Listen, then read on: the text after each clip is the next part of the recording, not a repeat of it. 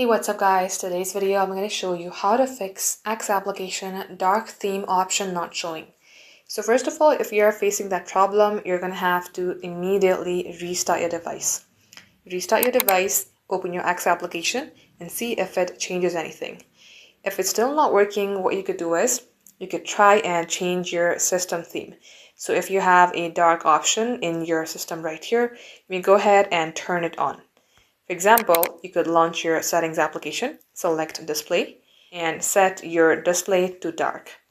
Once you have done that, it might automatically reinforce X application to also have some dark theme. Now, if it's still not working, then you're going to have to simply long tap onto X, tap on this I button, clear the cache. By tapping on storage, clear the cache. Now see if it changes anything.